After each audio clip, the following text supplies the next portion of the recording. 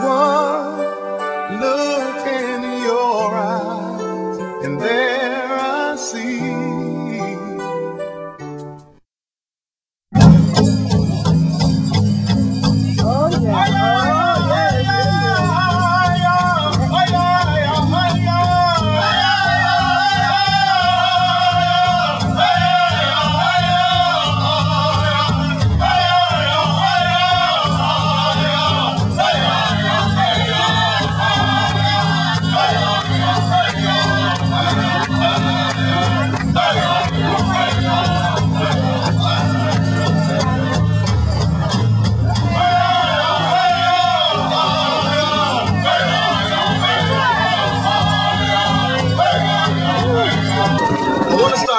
Something that he had mentioned to me that kind of had me troubled for a long time back in May of this year. He said, Al, with all of the lawyers and with all of the attorneys and the paralegals and everybody that everybody's put so much faith in to help get me out, he said, I'm going to be honest with you. The reality of it is that no one's going to be able to get me out but the 144,000. Right. Hold on. Yeah, we like the chair, but at the time, I didn't know how that was going to be possible. I mean, we were doing research, we were looking up all types of cases and information and pulling up different trials that's taken place. But how are we going to actually be the ones to free our Maku, to free our chief? How are we going to do it? I mean, without law degrees and without the bar, without being able to get up there and speak for him and to be able to convey how we feel about what's happening to him and how we feel about how he's being mistreated in the judicial system, how are we going to be able to do it? He kept saying, there's a rock with the key under it. You all must find that rock. You must find that key. It's hidden somewhere, but you all have to find it. But you know something? All praise due to the Great Spirit that we were shown that key. We were shown that key by way of the fact that now we have the information that if this is our chief, no matter what anybody says, if we declare him as our chief, then that's exactly who and what he is. And more importantly, if all of us as the Yamasi tribe are declaring him as our chief and Maku, then that also means that there's no one else out there who can say that that's not who he is.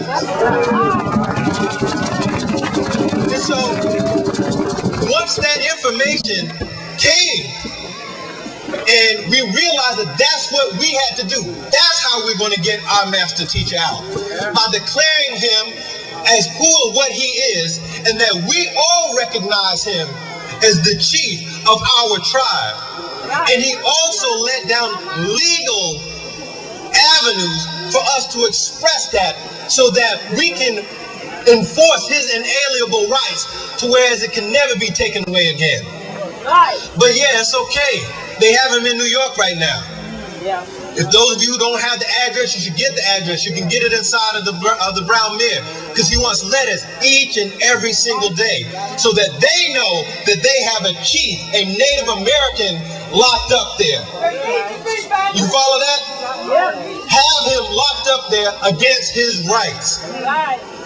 But he's there, supposedly under a mental evaluation.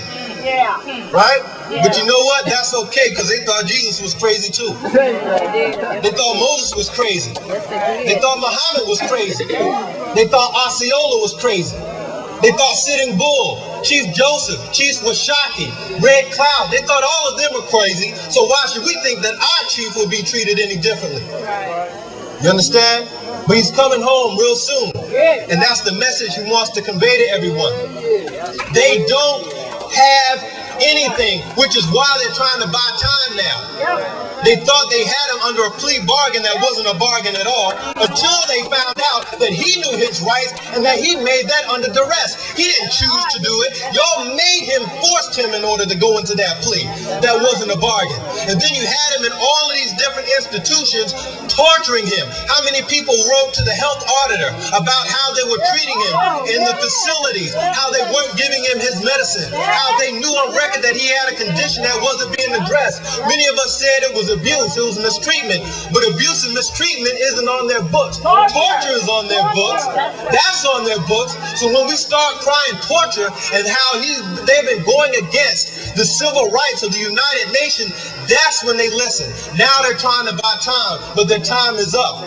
He's saying, bring it on to trial. Let's go to trial, because we don't have anything. We're not running any longer. So now they're trying to push it into January. Why? Because all of the Pale Man's holidays are coming up. And so now he's trying to buy time to reconfigure a case again. They thought they would get it as easy as a plea bargain. He said, the hell with the plea bargain. Let's take it to trial.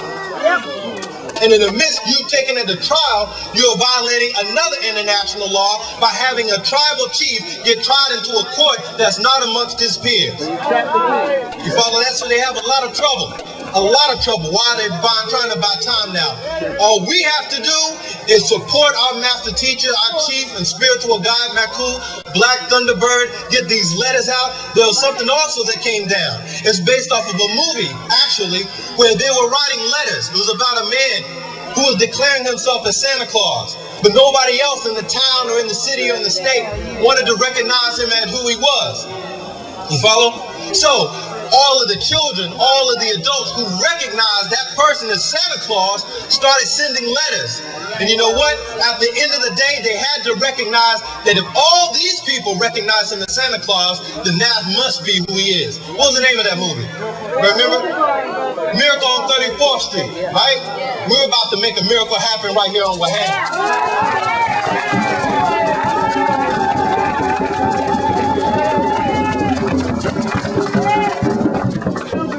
I'm going to wrap it up with this. He wrote me again and said, Al, I see it.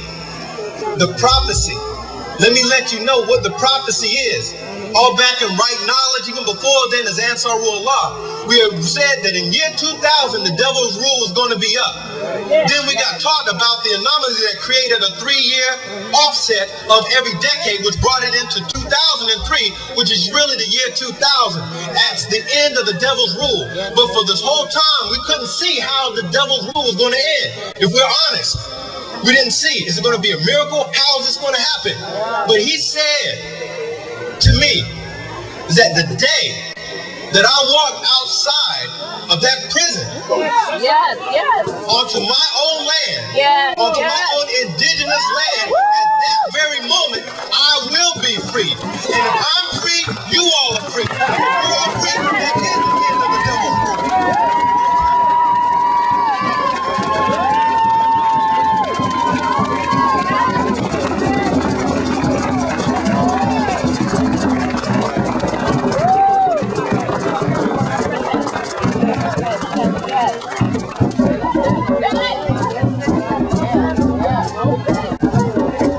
Let's give it up again for everyone who came up here and spoke today about us and our nation and the great things we're doing and will be doing.